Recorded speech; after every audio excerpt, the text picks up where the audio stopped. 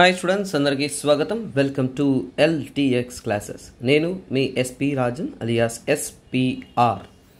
ఈరోజు మనము 6th మే యొక్క హిందూ న్యూస్ అనాలిసిస్ అనేది చూడబోతున్నాం. తెలుగు రాష్ట్రాల్లో ఉంటున్న స్టూడెంట్స్ అందరికీ కూడా తెలుగులో యూపీఎస్సి ప్రిపేర్ అవుతూ అర్థం చేసుకుంటూ ఎవరైతే ఎలాగైనా సరే యూపీఎస్సి క్లియర్ చేయాలనుకుంటున్నారో అందరికీ కూడా ఉపయోగపడే విధంగా క్వాలిటేటివ్గా తెలుగులో హిందూ న్యూస్ అనాలిసిస్ అనేది అద్భుతంగా అనేది మీకు మనము అందిస్తూ ఉన్నాం. సో యూ క్యాన్ చెక్ నాన్న. సో మన క్వాలిటీ ఎలా ఉంది, కంటెంట్ ఎలా ఉందని మీరు క్లాసెస్ విని చెక్ చేసి తర్వాత మీ ఫ్రెండ్స్కి మీరు రికమెండ్ అనేది చేయొచ్చు. కానీ రికమెండ్ చేయడం మాత్రం మర్చిపోవద్దు. అలాగే స్టూడెంట్స్, సో మీకోసం ఎంతో ఎఫర్ట్ వేసి మనం సబ్జెక్ట్స్ క్వాలిటేటివ్గా అందిస్తున్నాం. సో మీరు హైదరాబాద్ నుంచి లేదంటే వైజాగ్ నుంచి కూడా యూపీఎస్సి ప్రిపేర్ అవ్వాలి అనుకుంటున్నారా? మీకు అద్భుతమైన అవకాశం అనేది కల్పిస్తున్నాం నాన్న. సో సివిల్స్ ప్రిపేర్ అవ్వాలి అనుకున్న ప్రతి ఒక్క స్టూడెంట్స్కి అద్భుతంగా ఉపయోగపడే విధంగా మనము చూడండి లైఫ్ టైం వ్యాలిడిటీ కలిగిన కోర్స్ అనేది 80,000 రూపీస్కే మీకోసం మనం అందిస్తూ ఉన్నామండి. సో ఇక్కడ ఈఎంఐ పద్ధతిలో మీరు నెలసరి 10,000 కట్టుకుంటూ కూడా ఈ కోర్స్ అనేది మీరు తీసుకోవచ్చు. అలాగే మీరు ప్రిపేర్ అవ్వాలి అనుకుంటున్నారంటే ఇదే సరైన సమయము. Don't miss this opportunity. చాలామంది కాలేజీలు కంప్లీట్ చేసి డౌట్లో ఉంటారు. కార్పొరేట్, ప్రైవేట్ సెక్టర్ వెళ్ళిపోదామా, గవర్నమెంట్ జాబ్స్ ట్రై చేద్దామా, యూపీఎస్సీ ప్రిపేర్ అవుదామా, ఒక ట్రై ఇద్దామనేసి ఇలాంటి మల్టిపుల్ మైండ్ సెట్ వద్దు నాన్న. If you are dreaming for anything, work hard. మించిపోతే 1 year 2 year కఠినమైన కఠోర దీక్షతో కష్టపడతారు. కానీ నాలెడ్జ్ వృధా పోదు, సక్సెస్ దూరం కాదు. మీ ఒక అద్భుతమైన ఒక లైఫ్ అనేది మీరు చూస్తారు. సో ఎవరైతే గ్రాడ్యుయేషన్స్ కంప్లీట్ చేసి ఏం చేయాలి, యూపీఎస్సీ ప్రిపేర్ అవ్వాలి అని టెన్షన్తో ఉంటుంటారో వారందరికీ కూడా ఈ వీడియో షేర్ చేయండి. లెట్ దమ్ అనలైజ్ కంటెంట్ ఎలా అందిస్తున్నారు, సబ్జెక్ట్ ఎలా టీచ్ చేస్తున్నారు, లెట్ దమ్ నో. సో మీరు కూడా షేర్ చేస్తూ రండి. సో అలాగే మీరు ప్రిపేర్ అవ్వాలి, జాయిన్ అవ్వాలి అనుకుంటున్నారంటే ఈ కాంటాక్ట్ నెంబర్కి కాంటాక్ట్ అవ్వండి. మీకు తగినటువంటి ఇన్ఫర్మేషన్ వారే అద్భుతంగా అనేది ఇస్తారు. సో అలాగే చూడండి, మన యొక్క క్లాసెస్ అనేది లైఫ్ టైం వ్యాలిడిటీ కలిగి ఉంటుంది. ఎందుకంటే ఈ ప్రిపరేషనే లాంగ్ టర్మ్ కాబట్టి ఎంతమంది దాన్ని తిరస్కరించినా అది వాస్తవం అన్నమాట. అలాగే ఇంకొక విషయం తీసుకుంటున్నారు అంటే ఇక్కడ ఆఫ్లైన్ తీసుకుంటున్న స్టూడెంట్స్కి ఒక అద్భుతమైన అవకాశం కూడా మనం ఇస్తున్నాం. ఎందుకు ఆఫ్లైన్ ప్రిఫరబుల్ అనేది, మీరు క్లాస్ ఎన్విరాన్మెంట్లో అద్భుతంగా మీరు క్లాసులు వినొచ్చు. అలాగే మీకు ఆన్లైన్ యాక్సెస్ కూడా మనం ఇస్తున్నాం. సో నాట్ ఓన్లీ ఆఫ్లైన్ అన్న, మీరు ఆన్లైన్ మీడియంలో కూడా చదివే అవకాశం అనేది కల్పిస్తున్నాం. So double ended approach. So అలాగే ఓన్లీ ఆన్లైన్ కావాలి, మేము ఇంటి వద్ద నుంచే ప్రిపేర్ అవుతాము అని అనుకుంటున్న స్టూడెంట్స్ అందరికీ కూడా ఇంకొక అద్భుతమైన అవకాశం నాన్న. కాకపోతే ఈ అద్భుతమైన అవకాశం అనేది మీకు 15th మే వరకు మాత్రమే వ్యాలిడిటీలో అనేది ఉంటుంది. సో మీ యొక్క ఫీజ్ అనేది 60,000 రూపీస్. సో మీరు సంవత్సరం ఒక 1 టైం పేమెంట్ లాగా 60,000 రూపీస్ అనేది చేయొచ్చు. లేదు సార్ నేను నెలసరి కట్టుకుంటా అంటే నెలసరి మీరు 5,000 రూపీస్ ఈఎంఐ కూడా తీసుకోవచ్చు. ఇక్కడ కూడా మీ కోర్స్ అనేది లైఫ్ టైం వ్యాలిడిటీ అనేది ఉంటుందన్న. Don't miss this golden opportunity అన్నమాట. సో అలాగే 16 మే వరకు మీకు 16th మే నుంచి కూడా 10,000 రూపీస్ అనేది ఇంక్రీజ్ అనేది అవుతుంది. సో ఎవరైతే జాయిన్ అవ్వాలి అనుకుంటున్నారో వారు అంతకంటే ముందు జాయిన్ అవ్వడం అనేది ఉన్నతమైన నిర్ణయంగా అనేది నేను భావిస్తున్నాను. ఎందుకంటే it will help you long term preparation. అలాగే డోంట్ వేస్ట్ యువర్ టైం నాన్న. టైం అనేది చాలా క్రూషియల్. జీవితంలో 60 సంవత్సరాల దాకా మీరు చాలా రెస్పెక్టబుల్ జాబ్లో హై అండ్ మంచిగా గుడ్ పెయిడ్ అండ్ రెస్పెక్టబుల్ సొసైటీలో ఒక మంచి పొజిషన్లో ఉండాలి అని కోరుకుంటున్నారు అంటే ఇదేనన్నా సరైన సమయం, ఇదేనన్నా సరైన డెసిషన్ మేకింగ్ టైం. సో మీరే నిర్ణయించుకోవాలి మీ లైఫ్లో మీరేం చేయాలనేది. So kindly decide wisely. So అలాగే చూడండి, రోజువారీగా ఇక నుంచి పీవైక్యూస్ అనేది మనకి డైరెక్ట్గా లాస్ట్ ఇయర్ అంటే అంతకుముందు అడిగిన యూపీఎస్సీ టాపిక్స్ నుంచి ఇవ్వడం అనేది జరుగుతుందని చెప్పాను. సో అద్భుతమైన ఆ టాపిక్స్ అనేది మనం చూస్తూ వస్తున్నాము. సో అందుకనే మీకు ఏంటంటేనైనా క్లాసెస్ వినడం మాత్రమే కాకుండా ఆ టాపిక్స్ నుంచి కూడా మీకు ఎలా అడుగుతారు, యూపీఎస్సీ క్వశ్చన్స్ ఎలా వస్తుందనే ఐడియా కూడా ఉంటుంది. So let us understand this. So ఈ క్వశ్చన్ ఒకసారి చూడండి అన్న, దేని గురించి మాట్లాడుతున్నారు. సో ఇక్కడ చూడండి, క్లైమేట్ గ్రూప్. దేని గురించి మాట్లాడుతున్నారు? Climate group. క్లైమేట్ గ్రూప్ అనేది international non profit organisation. So first of all మీకు ఒక విషయం చెప్తాను చూడండి, ఈ క్వశ్చన్ చూస్తే చాలా భయంకరంగా భీకరంగా అటెండ్ చేయాలంటే వణుకు పుట్టేలా ఉంటుంది. కానీ నిజం చెప్తున్నాను, చాలా చాలా చాలా ఈజియెస్ట్ క్వశ్చన్ టు ఆన్సర్. మీరు పొరపాటుని క్లైమేట్ గ్రూప్ అనేది చదువున్నారు అంటే అందులో ఒకే ఒక పాయింట్ మీకు గుర్తుందంటే ఈ ఎగ్జామ్ అయిపోయింది. ఈ ఇంత పెద్ద క్వశ్చన్ కళ్ళు మూసుకొని ఆన్సర్ చేసేవచ్చు. ఏం సార్ అంత మాట అన్నారా అంటే అవునన్న. సో ఇక్కడ చూడండి, ఇక్కడ క్లైమేట్ గ్రూప్ అనేది ఏందో అవన్నీ పక్కన పెడదాం. నాకు క్లైమేట్ గ్రూప్ అనేది ఒక ఐడియా ఉంది. ఇంటర్నేషనల్ ఎనర్జీ ఏజెన్సీ IEA వేరు, క్లైమేట్ గ్రూప్ వేరు. వారిద్దరి మధ్య పార్ట్నర్షిప్ అనేది లేదు. నాకు ఈ యొక్క పాయింట్ తెలుసు. ఈ యొక్క క్వశ్చన్ని ఎలా ఈజీగా ఆన్సర్ చేయడం అనేది మీకు చెప్తున్నాను అన్నమాట. సో ఇక్కడ చూడండి, ఇంటర్నేషనల్ ఎనర్జీ ఏజెన్సీ ఏంటంటే బాగా అర్థం చేసుకోండి. International energy agency, climate group వీటి మధ్య పార్ట్నర్షిప్ లేదు. ఈ యొక్క పాయింట్ నాకు బాగా తెలుసు. వాళ్ళ మధ్య పార్ట్నర్షిప్ లేదు. ఆ పార్ట్నర్షిప్తో EP100 అనేది ఫామ్ కాలేదు. సో ఇదొకటి గుర్తుంటే పర్లా. లేదంటే ఇంకొకటి, ఈ క్లైమేట్ గ్రూప్ మాత్రమే ఈ EP100 లాంచ్ చేసింది, ఇంకెవరితో పార్ట్నర్షిప్ చేయలేదు అనే పాయింట్ గుర్తున్నా చాలు. సింపుల్. చూడండి, ఎలిమినేషన్ పద్ధతిలో కరెక్ట్ అని అడిగినప్పుడు ఏది తప్పో తెలిస్తే ఈజీగా ఆన్సర్ చేయొచ్చు. UPSC మొత్తం ఈ యొక్క సర్కిల్లోనే తిరుగుతారు. చూడండి, మళ్ళీ చెప్తున్నాను, ఇంటర్నేషనల్ ఎనర్జీ ఏజెన్సీకి క్లైమేట్ గ్రూప్కి పార్ట్నర్షిప్ లేదు అనేది నాకు గుర్తున్నా, లేదంటే ఈ క్లైమేట్ గ్రూప్ వారు మాత్రమే EP100ని లాంచ్ చేశారనే పాయింట్ గుర్తున్నా, ఈ రెండిట్లో ఈ యొక్క పాయింట్ గుర్తున్నా చాలు. ఏమని, ఈ యొక్క పాయింట్ నాకు గుర్తుందంటే ఈ స్టేట్మెంట్ తప్పు అని నాకు అర్థమవుతుంది. అప్పుడు నేను నేరుగా ఆన్సర్కి వెళ్ళాలి. ఎలిమినేషన్ పద్ధతి అంటే ఇది. సో 2 ఎక్కడంతా ఉందో దాన్ని రిమూవ్ చేసేయాలి. రిమూవ్ చేసేసాను. నా answer 2. Very very very very simple. మొత్తాన్ని చదవాలి, ఫస్ట్ అన్నీ చదవాలా. చదివిన తర్వాత మనకి ఏది తప్పో గ్రహించగలిగితే ఎగ్జామ్ ఈజీ. సో ఇప్పుడు మనం కంటెంట్లోకి వెళ్దాం. సో ఇక్కడ చూడండి, క్లైమేట్ గ్రూప్. కంటెంట్ వెళ్ళడానికి ముందు క్లైమేట్ గ్రూప్ గురించి కొన్ని పాయింట్లు చెప్తాను. సో దాని తర్వాత మీకు ఇంకా ఈజీగా ఉంటుంది, ఎందుకంటే ఇది ఒక కొత్త టాపిక్, చాలామంది తెలిసి ఉండదు. అందుకనే నేను ఫస్ట్ దీని గురించి చెప్తాను. సో ఫస్ట్ ఆఫ్ ఆల్ ఏంటంటే ఇది దేని గురించి మాట్లాడుతుంది? Climate group. ఓకేనా, క్లైమేట్ గ్రూప్ గురించి మాట్లాడుతున్నాను. అసలు ఈ క్లైమేట్ గ్రూప్ అంటే ఎవరు, ఏంటి, ఎందుకు ఫామ్ అయ్యారు, వాళ్ళ పని ఏంటి, ఓకేనా, వాళ్ళు ఏం పని చేస్తున్నారు, వాళ్ళకి వర్క్ ఏంటి అనేది మనము తెలుసుకోవాలి. అవునా కదా? సో క్లైమేట్ గ్రూప్ అనేది యాక్చువల్గా 2003లో మాట్లాడుకున్నారు. ఓకే ఇలాంటిది లాంచ్ చేద్దామనేసి. అలాగే 2004లో ఏం చేశారు, మాట్లాడుకున్నట్టు లాంచ్ చేశారు. ఓకేనా, సో ప్లాన్ చేసిందేమో 2003, లాంచ్ చేసిందేమో 2004. చేసిందేమో ఎవరంటే ఓకేనా, CEO అయినా స్టీవ్. ఓకేనా, ఫౌండర్ వచ్చేసి స్టీవ్ హోవార్డ్ అనే వ్యక్తి దీన్ని ఫౌండ్ చేశాడు. ఏమని ఫౌండ్ చేశాడు? సింపుల్, ఇదొక నాన్ ప్రాఫిట్ ఆర్గనైజేషన్. ఇది లాభం కోసమో వ్యాపారం కోసమో పనిచేసేది కాదు. నాన్ ప్రాఫిట్, NPOs అంటాం, నాన్ ప్రాఫిట్ ఆర్గనైజేషన్ అంటాం.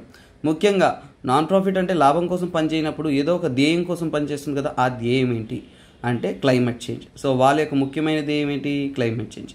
అంటే క్లైమేట్ చేంజ్ని పైన మనము ఫైట్ చేయాలి, క్లైమేట్ చేంజ్ మనము కాపాడాలి అనే ఒక సిద్ధాంతంతోనే స్టార్ట్ అయ్యారు. ఇది క్లైమేట్ గ్రూప్. సో ఇక్కడ మనకి అర్థమైంది.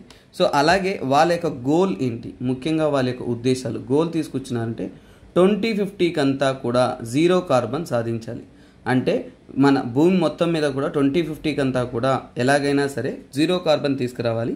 ఆ యొక్క ప్రయత్నంలో అనేది వారు దీన్ని కోఆర్డినేట్ చేస్తున్నారు. సో ఇక్కడ ఇంకొక విషయం, సో కోఆర్డినేట్ చేస్తున్నారు అంటే ఎవరిని కోఆర్డినేట్ చేస్తున్నారు? వాళ్ళు ఒకటి దేశాలతో రిలేషన్షిప్ పెట్టుకుంటున్నారా అంటే దేశాలతో కోఆర్డినేట్ చేసి వర్క్ చేస్తున్నారా, లేదంటే కంపెనీతో వర్క్ చేస్తున్నారా అంటే ఇది చాలా వరకు చూసుకున్నంటే ఒక గ్లోబల్ నెట్వర్క్ నాన్న. సో గ్లోబల్ నెట్వర్క్ అంటే ఏంటంటే ప్రపంచవ్యాప్తంగా కూడా ఏంటంటే కంపెనీలు, పెద్ద పెద్ద కంపెనీలు ఏవైతే ఉన్నాయో కంపెనీస్తో టైఅప్ పెట్టుకుంటున్నారు, తర్వాత గవర్నమెంట్స్తో టైఅప్ పెట్టుకున్నారు. లార్జ్ కంపెనీస్, ప్రైవేట్ సెక్టార్ కంపెనీలు, గవర్నమెంట్లు కూడా వీరి దగ్గర టైఅప్ ఉంది. సో అలాగే వీరి యొక్క ఆలోచనల మేరకు ఒకటి వచ్చింది, అదేంటంటే ప్యారిస్ అగ్రిమెంట్ అనేది వచ్చింది. ప్యారిస్ అగ్రిమెంట్ అనేది వీళ్ళు ప్యారిస్ అగ్రిమెంట్ అప్పుడు వాళ్ళు అంతకు ముందే వచ్చారు, గుర్తుపెట్టుకోండి. తర్వాత వచ్చిందే ప్యారిస్ అగ్రిమెంట్. ఈ ప్యారిస్ అగ్రిమెంట్ వచ్చినప్పుడు ఏంటంటేనన్నా అంతా కూడా నిర్ణయించుకున్నారు, ప్రపంచవ్యాప్తంగా కూడా కార్బన్ అనేది మనం 0 కార్బన్ సాధించాలి అనే ఒక ఉద్దేశంతో ప్లాన్ చేసుకున్నారు. సో అలాంటప్పుడు ప్యారిస్ అగ్రిమెంట్ తర్వాత ఒక కోఆలిషన్ వస్తుంది, దాన్ని ఏమంటారంటే అండర్ 2 కోఆలిషన్ అంటారు. Under 2 coalition. So under 2 coalition అనేది ఫామ్ చేస్తారు. ఈ అండర్ 2 కోఆలిషన్ అనేది అంటే ఒక ప్రపంచవ్యాప్తంగా కూడా లార్జెస్ట్ నెట్వర్క్ అనేది క్రియేట్ చేస్తారు, అందరూ కూడా వర్క్ చేయడానికి. నెట్వర్క్ దేనికోసం? నెట్వర్క్ ముఖ్యంగా ఈ క్లైమేట్ చేంజ్. ఓకేనా, సో అంటే ఈ క్లైమేట్ చేంజ్ ఇలాంటివన్నిటిని కూడా మనం రెడ్యూస్ చేయడానికి మనము చాలా వరకు ఒకటవ్వాలి. సో చాలా వరకు ఎఫర్ట్స్ పెట్టాలి అనేది మనము చాలా వరకు రీజనల్ ఓకేనా, రీజనల్ ప్రాంతీయంగా ఉంటున్న గవర్నమెంట్స్, రీజనల్ గవర్నమెంట్స్ కానీ స్టేట్స్ కానీ అందరూ కూడా ఏంటంటే కలిసికట్టుగా వర్క్ చేయడానికి ఒక కోఆర్డినేషన్ ఫామ్ అయింది. ఈ అండర్ 2 కోఆలిషన్కి సెక్రటరియేట్ ఓకేనా, ఈ అండర్ 2 కోఆలిషన్కి సెక్రటేరియట్ ఏముందంటే సో ముఖ్యంగా ఈ క్లైమేట్ ఓకేనా. సో ఈ క్లైమేట్ గ్రూప్ ఏదైతే ఉంటుందో, ఈ క్లైమేట్ గ్రూప్ ఏదైతే ఉంటుందో అదే ఈ యొక్క ఓకేనా సో కాల్ మన యొక్క అండర్ 2 కోఆలిషన్కి సెక్రటరియట్గా అనేది ఉన్నింది, యాక్ట్ అయింది. సో ఇదొకటి, ఎందుకంటే వీళ్ళ పని ఒకటి ఆ పని ఒకటే కదా, అంటే వాళ్ళిద్దరి యొక్క సిద్ధాంతాలు ఉద్దేశాలు ఒకటే కదా. సో అదొక పాయింట్. తర్వాత ఏంటంటే వీరు ఈ యొక్క మన యొక్క క్లైమేట్ చేంజ్ గ్రూప్ ఎవరైతే ఉన్నారో వీరు ప్రపంచవ్యాప్తంగా కూడా వీరు అనుకున్న విషయాన్ని సాధించడం కోసం, ఈ క్లైమేట్ పరంగా అందరూ పనిచేయడం కోసం, ఎనర్జీ ఎఫిషియన్సీ తీసుకురావడం కోసం ఒకటి ఫామ్ చేశారు, ఒక ఇనిషియేటివ్ తీసుకొచ్చారు. ఇనిషియేటివ్, ఆ ఇనిషియేటివ్నే మనం ఏమంటామంటే దట్ ఈస్ కాల్డ్ యాజ్ ఓకేనా, ఇనిషియేటివ్ని ఏమంటామంటే that is called as EP100 అనమాట. సో EP100 అనే ఇనిషియేటివ్ తీసుకొచ్చారు. ఈ EP100 ద్వారా ఏంటంటే సుమారుగా అన్ని కంపెనీసు, బిజినెస్ అందరినీ కలుపుకుంటూ మనం ఏంటి ఎనర్జీ ఎఫిషియన్సీ అనేది సాధించాలి. ఎనర్జీ ఎఫిషియన్సీ అంటే మన ఉపయోగం అనేది తక్కువ చేయాలా, ప్రయోజనం అనేది ఎక్కువగా ఉండాలి, ఆ విధంగా అనేది మనం రూపొందించాలని నిర్ణయించుకున్నారు. అలాగే సో ఈ యొక్క ఇనిషియేటివ్స్లో ఏంటంటే కార్పొరేట్ ఉందా లేదా, కార్పొరేట్ ఉందన్నప్పుడు ఇందులో ఏంటంటే ఇండియన్ కంపెనీలు పార్టిసిపేట్ చేస్తున్నాయి. సో ఇండియన్ కంపెనీస్ ఏవైతే ఉన్నాయో అవన్నీ కూడా ఈ క్లైమేట్ గ్రూప్లో మెంబర్స్ అయ్యి వారందరూ కూడా ఎలాగైనా కానీ ఈ ఎనర్జీ ఎఫిషియెంట్ మెథడ్స్ని ఫాలో అవుతూ, అలాగే ఎనర్జీ కన్సంప్షన్ని తగ్గిస్తూ జీరో కార్బన్ సాధించడానికి వారు కూడా హెల్ప్ చేస్తున్నారు. ఫర్ ఎగ్జాంపుల్ దాల్మియా సిమెంట్ కానీ, గోద్రేజ్, JSW, మహేంద్ర, అల్ట్రాటెక్, ఇలా ఎన్నో కంపెనీలు ఉన్నాయన్న మన ఇండియా తరఫు నుంచి, అవన్నీ కూడా పార్టిసిపేట్ చేశాయి. ఇప్పుడు చాలా సింపుల్గా ఒక ఫ్లో లాగా మీకు ఒక డయాగ్రామ్ లాగా ఇచ్చాను. సో ఇది అర్థమైందంటే ఇప్పుడు క్వశ్చన్ చూడండి, మీకు అలా తేలిగ్గా ఉంటుంది, ఆన్సర్ ఎంత ఈజీగా ఉంటుంది చూడండి. ఫస్ట్ ఏంటి, ఎలిమినేషన్ పద్ధతిలో ఆన్సర్ చేయడం ఒకటి చెప్పాను. తర్వాత బాగా నాలెడ్జ్, ఒక కంటెంట్ తెలిసిన వారు ఆన్సర్ చేయడం ఎలా ఉందో చూసాం. సో ఇక్కడ చూడండి, climate change is an international non profit organisation drives climate action by building large network running them. అంతే కదా నాన్న. ఇప్పుడేంటి, non profit organisation statement correct, first point సరిపోయింది. అలాగే ఏంటి, ముఖ్యంగా క్లైమేట్ యాక్షన్ కోసం వీళ్ళు వర్క్ చేస్తున్నారు, సరిపోయింది. First statement correct, that is the beauty. First statement correct అవ్వగానే నేను సెకండ్ ఆప్షన్ రిమూవ్ చేస్తాను, ఎందుకంటే అక్కడ లేదు కదా ఫస్ట్ ఆప్షను, అది. తర్వాత ఈ సెకండ్ యాక్షన్ చూడండి, ఇంటర్నేషనల్ ఎనర్జీ ఏజెన్సీ అలాగే క్లైమేట్ గ్రూప్ ఇద్దరి పార్ట్నర్స్లో EP100 అన్నారు, లేదు కదా. ఇక్కడ ఏం చెప్పాను, EP100 ఏంటి, ప్యూర్లీ మన క్లైమేట్ గ్రూప్ వాళ్ళే లాంచ్ చేశారన్నాను. సో అప్పుడు సెకండ్ స్టేట్మెంట్ అనేది తప్పు, అవునా. సో ఇప్పుడు నేను దీంతో కూడా ఆన్సర్ చేసేయచ్చు, సెకండ్ స్టేట్మెంట్ తప్పు అని తెలియగానే నాకు ఆన్సర్ వచ్చేస్తుంది.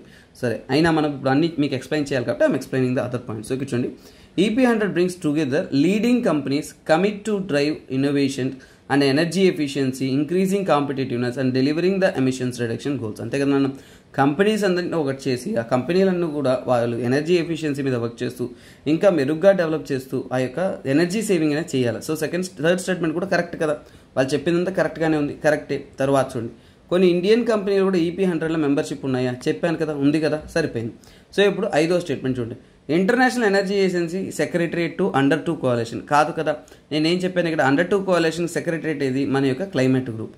అంటే ఏంటి, ఇది తప్పు. సో ఇప్పుడు ఐదో స్టేట్మెంట్ తప్పు అయిపోయింది. సో మనం కరెక్ట్గా తీసుకున్నట్టు రెండో స్టేట్మెంట్ తప్పు అయిపోయింది, ఐదో స్టేట్మెంట్ తప్పు అయిపోయింది, నా ఆన్సర్ అనేది 2 అయిపోయింది. సో ఇప్పుడు కూడా UPSCలో మీ అందరికీ ఒక సిద్ధాంతం చెప్తా చూడండి, అన్నీ చెక్ చేసుకునేసి వెళ్ళకూడదు, ఒకసారి చదవండి, దాంట్లో ఏది తప్పు ఉందో ఎతకండి, మీకు పర్ఫెక్ట్గా తప్పు అని తెలిసిందంటే ఎలిమినేట్ చేయండి ఫస్ట్.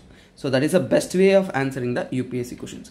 సో రోజువారీగా ఈ క్వశ్చన్స్ అనేది మీకు నచ్చిందంటే తప్పకుండా మీ యొక్క వాల్యుబుల్ కమెంట్స్ అనేది కమెంట్ చేయండి అన్న, ఎందుకంటే ఇక్కడ తీసుకుంటున్న ఇనిషియేటివ్ మీకు ఉపయోగపడుతుందా లేదా అనేది. ఇది లైవ్ క్లాస్ అనుకోండి, అక్కడే మిమ్మల్ని అడుగుంటాను, చెప్పండి స్టూడెంట్స్ మీకు అర్థమైందంటే నెక్స్ట్ పాయింట్కి వెళ్తాను. సో ఇక్కడ ఏంటంటే వన్ వే ఇంటరాక్షన్ కాబట్టి I don't want be and one way interactor. So మీ యొక్క వాల్యుబుల్ కమెంట్స్ ఇస్తూ ఉన్నారు అంటే మాకు తెలుస్తూ ఉంటుంది, ఓకే స్టూడెంట్స్కి ఉపయోగపడుతుంది మన కంటెంట్, మనం ఇంకా స్టూడెంట్స్ కోసం మనం వర్క్ చేయాలి, ఇంకా స్టూడెంట్స్కి మెరుగ్గా సబ్జెక్ట్ ఇవ్వాలి అనేది మాలో ఒక పాజిటివేటింగ్ ఫ్యాక్టర్ అనేది పుడుతుంది. సో అందువల్ల kindly keep commenting.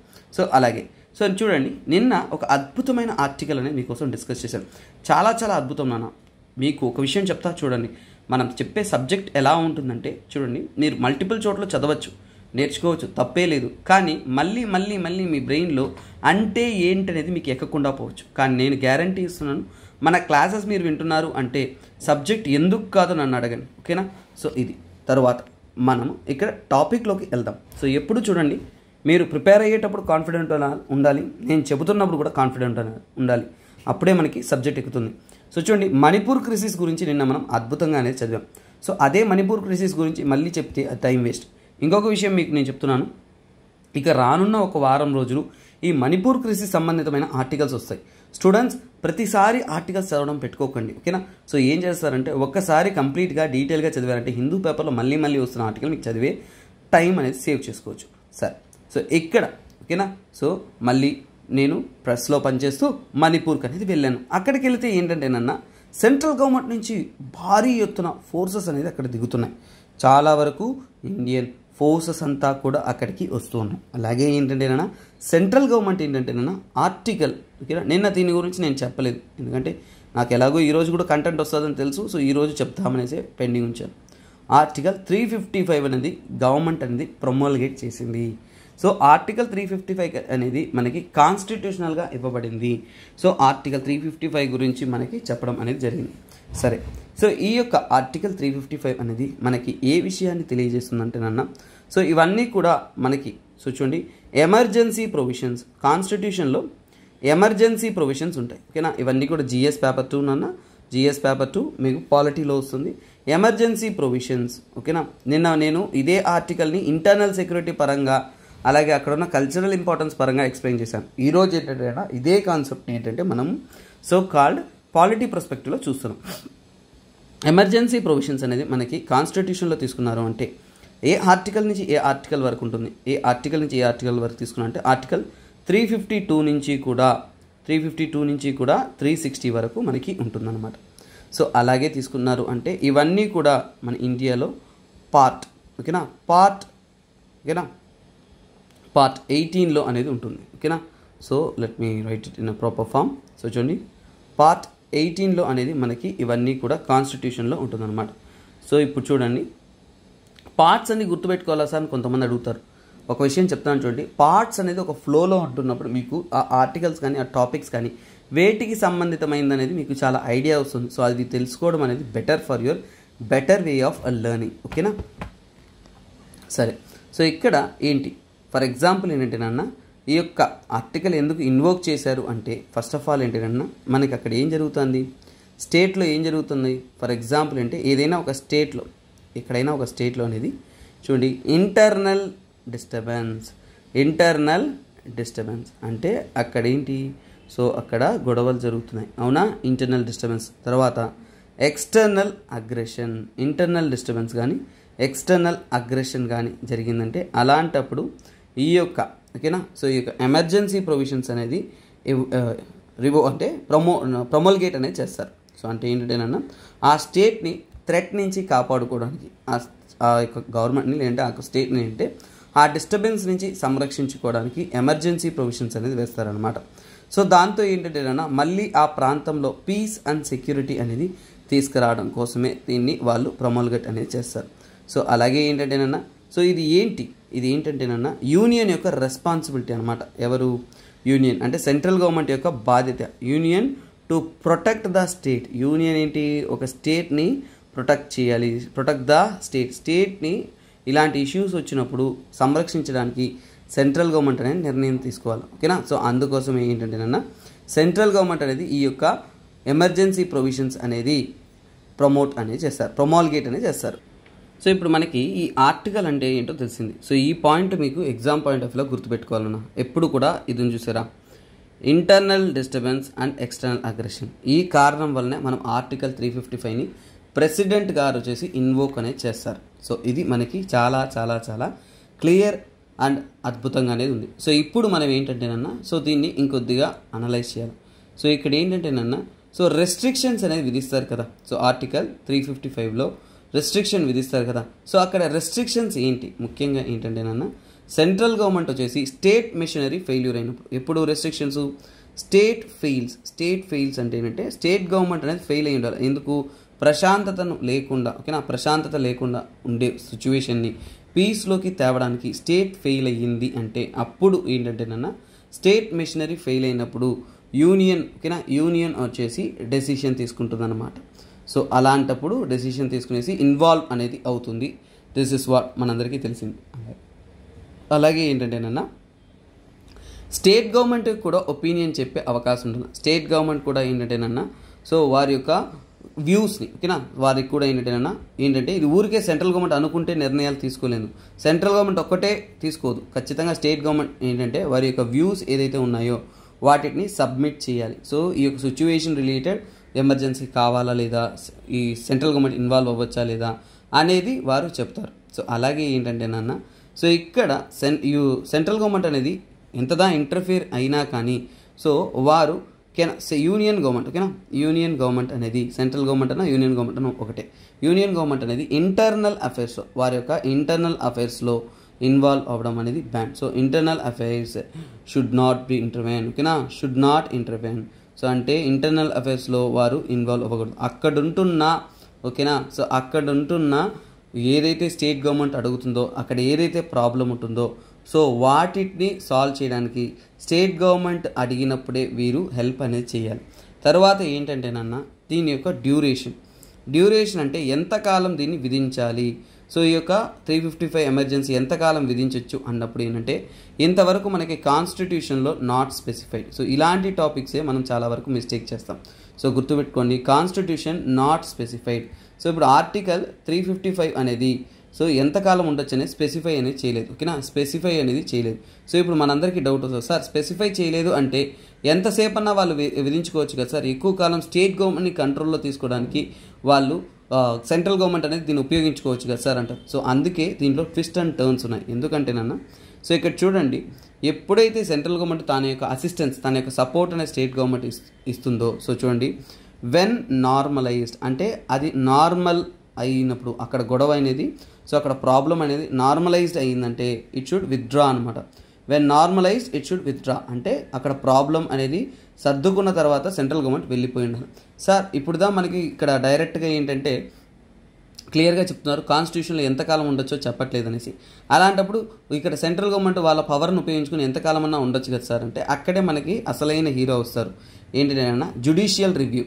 So judicial రివ్యూకి దీన్ని మనము తీసుకెళ్ళచ్చు. అంటే ఏంటంటేనన్నా ఈ యొక్క ఆర్టికల్ 355 అనేది సో చూడండి ఆర్టికల్ 355 అనేది జ్యుడిషియల్ రివ్యూకి తీసుకెళ్ళచ్చు. ఎందుకంటేనన్నా సో ఎక్కడైనా సరే ఒకవేళ కోర్టులో అనేది వారు ఛాలెంజ్ చేయొచ్చు any fundamental right violation FR violation ఓకేనా ఎఫ్ఆర్ అంటే ఫండమెంటల్ రైట్స్ వయలేషన్ జరిగిందా. సో అంటే సెంట్రల్ గవర్నమెంట్ అనేది ఈ యొక్క ఆర్టికల్ 355 ఎమర్జెన్సీ ప్రొవిజన్స్ అనేది దుష్ప్రయోగం చేశారా అనేది అక్కడ వాళ్ళు ఛాలెంజ్ చేయొచ్చు అన్నమాట. So this is what. So అందుకనే ఇక్కడ ఎంతదా టైం స్పెసిఫై చేయకపోయినా కానీ మన కాన్స్టిట్యూషన్ అక్కడ జ్యుడిషియల్ రివ్యూ ఇచ్చింది కాబట్టి సో దీన్ని ఇక్కడ కాన్స్టిట్యూషన్ అనేది సంరక్షించింది అనమాట. ప్రతి విషయానికి ట్విస్ట్ అండ్ టర్న్స్ ఉంటాయి. సో అవి మనం కాన్స్టిట్యూషన్లో చాలా జాగ్రత్తగా తెలుసుకోవాలి. సో అలాగే ఇంపోజిషన్ సో అంటే దీన్ని ఇంపోజ్ చేసేది ఎవరు. సో ఖచ్చితంగా ఏంటంటేనన్నా ప్రెసిడెంట్. సో ఎవరు ఇంపోజ్ చేస్తారు, ప్రెసిడెంట్ ఇంపోజ్ చేస్తారు. ప్రెసిడెంట్ తనంతట తాను ఓకే ఈరోజు నేను ఏపీలో ఎమర్జెన్సీ వేసేస్తున్నాను అని ఆర్డర్ పాస్ చేయలేరు నాన్న. సో వారు అనుకుంటే వారు పాస్ చేయలేరు. కాకపోతే ఏంటంటేనన్నా వారు ఓన్లీ డైరెక్షన్స్ ఇస్తారు. ఎవరికి, సో కాల్డ్ సెంట్రల్ గవర్నమెంట్కి కొన్ని డైరెక్షన్స్ ఇస్తారు. అది కూడా ఇప్పుడు స్టేట్ గవర్నమెంట్ ఫెయిల్ అయినప్పుడు మాత్రమే. అది కూడా నేను ఇంతకీ చెప్పేశాను కదా, ఇంటర్నల్ డిస్టర్బెన్స్ ఎక్స్టర్నల్ అగ్రెషన్ ఆ టైంలో మాత్రమే. ఎప్పుడైతే వైలెంట్ యాక్టివిటీస్ ఓకేనా వైలెంట్ యాక్టివిటీస్ ఎక్కువగా జరుగుతుంటే ఓకేనా వైలెంట్ యాక్టివిటీస్ జరుగుతుంది, అదుపు తప్పిపోతుంది, స్టేట్ గవర్నమెంట్ దాన్ని కంట్రోల్ చేయలేదు అన్నప్పుడు. అలాగే ఏంటంటే థ్రెట్ టు యూనిటీ. సో మన ఇండియాలో ఉంటున్న ఓకేనా థ్రెట్ టు యూనిటీ ఓకేనా మన ఇండియా యొక్క యూనిటీ అండ్ ఇంటిగ్రిటీకి మనకి ఏదైనా భంగం కలిగింది, థ్రెట్ వచ్చింది అన్నప్పుడు. సో అలాగే అక్కడ ఉంటున్న పబ్లిక్ ఆర్డర్ ప్రశాంతతను తీసుకురావడానికి అక్కడున్న పబ్లిక్ ఆర్డర్ని మనం నిలబెట్టుకోవడానికి అనేది వారు పాస్ చేయొచ్చు. సో అలాగే ఏంటంటే నాన్న కొన్నిసార్లు మైనారిటీస్ని ప్రొటెక్ట్ చేయడానికి ఓకేనా మైనారిటీస్ ప్రొటెక్షన్ కోసం. మైనారిటీస్ అంటే కొన్నిసార్లు ఇప్పుడు కూడా అక్కడ మీతి అనేసి మైనారిటీ లాగే ఉన్నారు కదా, ఎందుకంటే మిగతా వాళ్ళంతా కూడా వీళ్ళకి అగెన్స్ట్గానే ఫైట్ చేస్తున్నారు. సో మైనారిటీస్ రైట్స్ కోసం అంటే మైనారిటీస్ని ప్రొటెక్ట్ చేయడం కోసం కూడా ఈ యొక్క చట్టాన్ని అనేది తీసుకురావచ్చు అనమాట. సో అలాగే ఇది కాన్స్టిట్యూషనల్ మెషినరీగా వారు ప్రాపర్గా అందిస్తున్నసరికి కూడా ఏంటంటేనన్నా దీంట్లో ఏంటంటే ప్రెసిడెంట్ డెసిషన్ అనేది తనంతట తాను చేసుకోలేరన్నా. సో అది ఎలా చేస్తారంటే with the advice of council of ministers. ఏంటి advice of council of ministers ఎవరైతే ఉంటారో వారి యొక్క అడ్వైస్తోనే ప్రెసిడెంట్ వచ్చేసి దీన్ని డిసైడ్ చేయగలరే కానీ సో తనంతట తాను కాదు. సో అలాగే ప్రెసిడెంట్ షుడ్ నాట్ ఇంటర్విన్, ఓకేనా. ప్రెసిడెంట్ డైరెక్ట్గా వచ్చేసి ఆ యొక్క స్టేట్లో ఇంటర్విన్ కాకూడదు. సో అంటే అతను డైరెక్షన్స్ ఇస్తారు ఎవరికి? సో ప్రెసిడెంట్ ఒకసారి ప్రొమల్గేట్ చేసిన తర్వాత డైరెక్షన్స్ ఇస్తారు. డైరెక్షన్స్ ఎవరికి ఇస్తారు? యూనియన్ గవర్నమెంట్కి ఇస్తారు, అంటే సెంట్రల్ గవర్నమెంట్కి డైరెక్షన్స్ ఇస్తారే కానీ ప్రెసిడెంట్ డైరెక్ట్గా అనేది ఇన్వాల్వ్ కాకూడదు అనేది అక్కడ క్లారిటీ. అలాగే ఏంటంటేనన్నా సో ఎంతదా టైం లేదనేసి ఇష్టానికి దీన్ని కాన్స్టిట్యూషన్ ఉపయోగించుకోలేరు, స్టేట్స్ యొక్క అటానమీని తీసేసుకోలేరు. సో ఇక్కడ ఏంటంటేనన్నా బేసిక్ కాన్స్టిట్యూషనల్ రైట్ని ఉల్లంఘించకూడదు, స్టేట్ యొక్క హక్కులు తీసేసుకోకూడదు, ఇవన్నీ కూడా క్లియర్గానే చెప్తారు. సో అలాగే ఏంటంటేనా ఇక్కడ యూనియన్ గవర్నమెంట్కి డైరెక్షన్స్ ఇస్తారు. తర్వాత ఏంటంటేనన్నా ఇక్కడ ఇంకొక క్లారిటీ మనకు ఉండాలి. సో ఇక్కడ ఏంటంటేనన్నా ఈ ఆర్టికల్ అనేది సో చూడండి స్టేట్ గవర్నమెంట్కి కూడా డైరెక్షన్స్ ఇవ్వడానికి, స్టేట్ గవర్నమెంట్కి ఏంటంటేనన్నా డైరెక్షన్స్ ఇస్తారు. డైరెక్షన్స్ అంటే ఎలా ఆ యొక్క సిచ్యువేషన్ని అదుపు తీసుకోవడానికి, అంతేకాని ఇక్కడ లెజిస్లేచర్ పైన స్టేట్లో ఉంటున్న లెజిస్లేచర్ కానీ ఓకేనా, స్టేట్లో ఉంటున్న లెజిస్లేచర్ కానీ తర్వాత జ్యుడిషియరీ కానీ వాటి మీద పవర్ అనేది ఉండదు. సో స్టేట్లో ఉంటున్న లెజిస్లేచర్ అండ్ జ్యుడిషియరీ వీటి పైన మాత్రం ఎటువంటి సమయంలో కూడా సెంట్రల్ గవర్నమెంట్ యొక్క ఆధిపత్యం కానీ లేదంటే ఓవర్ పవర్ కానీ ఉండదన్నమాట. సో ఈ విషయం క్లియర్గా తెలుసుకున్నారంటే దిస్ ఇస్ వాట్. సో ఇది కూడా మెయిన్స్ లెవెల్ ఆర్టికల్ ఏనన్నా. సో అందుకనే మేము ఇన్ని పాయింట్స్ చూసాం. ప్రిలిమ్స్ లెవెల్లో ఈ ఆర్టికల్ ఎక్కడ దాకా ఇంపార్టెంట్ ఉంటే ఈ పాయింట్స్ వరకే మీకు ప్రిలిమ్స్ ఇంపార్టెంట్. మెయిన్స్లోకి వచ్చినప్పుడే ఎవరిస్తారు, ఎందుకు ఇస్తారు, ఎలా ఇస్తారు, డ్యూరేషన్ ఏంటి, అందులో మనకి కాన్స్టిట్యూషనల్ రైట్స్ ఏంటి, ఎక్కడ దాకా వెళ్తుంది అనే పాయింట్స్ మనకి హెల్ప్ అవుతుంది అన్నమాట. ఓకే స్టూడెంట్, సో ఇలా గొడవల్లో ఉంటే నేను అక్కడ మీడియా కవరేజ్ చేస్తూ సడన్గా చూస్తుంటే ఒక ఫ్రెంచ్ పర్సన్ అక్కడ ఉన్నారు. సో ఫ్రెంచ్ పర్సన్ ఉంటే తన్ని కాపాడి మీ దేశానికి మీరు వెళ్ళిపోవచ్చు, మన పిఎం గారు మీ దేశానికి ఆల్రెడీ వెళ్తున్నారు బాస్టిలే పెరడ్కి, వారితో పాటు కలిసి మీరు కూడా ఫ్లైట్ ఎక్కేయండి అని చెప్పి తీసుకొచ్చి వదిలేశాను అనమాట. సరే అనేసి ఆ ఫ్రెంచ్ పర్సనల్ని అడిగితే అసలు ఈ బాస్టిలే డే అంటే ఏంటి, బాస్టిలే డే పెరేడ్ అంటే ఏంటి, అప్పుడు చెప్పారు మీకు స్వతంత్రం వచ్చింది కదా, సో మాకు అలాంటిదే ఇది. సో ఇది కూడా ఇంటర్నేషనల్ రిలేషన్స్లో ఇండియా ఫ్రాన్స్ రిలేషన్షిప్లో చాలా ప్రముఖమైనది నాన్న. ఎందుకంటే రెండవ పిఎం, సో ఫస్ట్ పిఎం ఎవరు అంటే బాస్టిలే పెరడ్కి ఇచ్చింది వచ్చేసి మన్మోహన్ సింగ్, ఓకేనా. 2008 అనుకుంటాను మన్మోహన్ సింగ్ అని వెళ్ళారు, ఓకేనా. మన్మోహన్ సింగ్ గారు వచ్చేసి వెళ్ళారు. తర్వాత ఏంటంటే సెకండ్ పర్సన్గా వచ్చేసి మన నరేంద్ర మోడీ గారు, ఓకేనా. సో నరేంద్ర మోడీ గారు నమో, ఓకేనా, నమో వచ్చేసి వెళ్తున్నారనమాట. సో సరే, సో ఇక్కడ మనం తెలుసుకోవాల్సిన ఏంటంటే వరల్డ్ హిస్టరీ టాపిక్ ఇది. ఐఆర్ మాత్రమే కాదు, వరల్డ్ హిస్టరీ టాపిక్లో చాలా చాలా ఇంపార్టెంట్. వరల్డ్ హిస్టరీ అంటేనే మీకు అర్థమైపోయి ఉంటుంది, అది ఖచ్చితంగా యూపీఎస్సీ మెయిన్స్ అని. సో ఫస్ట్ మనకి ఏంటంటేనన్నా ఈ బాస్టిలే డే అంటే ఏంటి, ఎప్పుడు దీన్ని సెలబ్రేట్ చేస్తారు, ఎందుకు దీన్ని సెలబ్రేట్ చేస్తారు. మనం ఎలాగైతే స్వతంత్ర దినోత్సవం సెలబ్రేట్ చేస్తారో అదేవిధంగా వాళ్ళు జూలై 14th నాడు సో వాళ్ళు ఏంటంటేనన్నా నేషనల్ డేగా, సో ఫ్రెంచ్ నేషనల్ డేగా అనేది సెలబ్రేట్ చేస్తారు. ఏంటది, France government. So France government అనేది వాళ్ళకు నేషనల్ డేగా అనేది సెలబ్రేట్ అనేది చేస్తున్నారు. సో ఇప్పుడు మనకి క్లియర్గా అర్థమైపోయింది. ఒక రోజుని వాళ్ళు నేషనల్ డేగా సెలబ్రేట్ చేస్తున్నారు అంటే ఎందుకు సెలబ్రేట్ చేస్తున్నారో మనకి అర్థం అవ్వాలి. ఫస్ట్ ఆఫ్ ఆల్ ఇది ఏంటంటేనన్నా ప్యారిస్, సో ఓకేనా, మనందరికీ తెలుసు ఫ్రాన్స్ క్యాపిటల్ వచ్చేసి ప్యారిస్. సో ఈ బాస్టిలే అనేది, సో చూడండి బాస్టిలే అనేది యాక్చువల్గా ఏంటంటేనా ఒక మిలిటరీ ఫోర్ట్రెస్. బాస్టిలే అనేది ఏంటి, సో మిలిటరీ ఫోర్ట్రెస్ అనమాట. సో ఇది ఆర్మీ ఫోర్ట్రెస్ లాంటి మిలిటరీ ఫోర్ట్రెస్ కోట, మిలిటరీ కోట, ఓకేనా. సో అలాగే ఏంటంటేనా ఇది ఒక పొలిటికల్ ప్రెజెంట్ కూడా. అంటే ఏంటంటే గవర్నమెంట్ వ్యతిరేకంగా, సో చూడండి గవర్నమెంట్ వ్యతిరేకంగా ఎవరైనా మాట్లాడినా ప్రశ్నించినా సో వారిని ఏంటంటేనన్నా అరెస్ట్ చేస్తారనమాట. ఈ యొక్క బాస్టిలే అనేది ఒక సింబల్లా ఉండేది. దేనికి, సింబల్ ఆఫ్ మోనార్కీ. అంటే ఒక మోనార్కీ అంటే ఏంటి, రాజు చెప్పిందే వేదము, ఎంత టార్చర్ చేసినా కానీ అందరూ టార్చర్ అనుభవించాలి కానీ ఏమీ లేదు అనే విధంగా కదా చెప్తారు. సో అలా సింబల్ దేనికంటే ఇది మోనార్కీకి, ఓకేనా. మోనార్కీకి రాజు యొక్క ఒక క్రూర పరిపాలనకు ఒక సింబల్గా అనేది బాస్టిలే ప్రిజన్ కానీ బాస్టిలే ఫోర్ట్రెస్ అనేది ఉండేది. తర్వాత ఇది ఆర్మరీ, ఆయుధ కర్మాగారంగా కూడా ఉండేది. సో ఇవన్నీ ఉంటున్న బాస్టిలే అనేది ఒక సెంటర్ ఆఫ్ సింబల్గా అనేది ఉన్నప్పుడు యాక్చువల్గా ఇప్పుడు మనకి అర్థం అవ్వాల్సింది ఏంటంటే ఫ్రెంచ్ రెవల్యూషన్. సో ఈ బాస్టిలే ఏంటో అర్థమైందా, ఇప్పుడు మనకి ఫ్రెంచ్ రెవల్యూషన్ అంటే ఏంటో అర్థం చేసుకుందాం.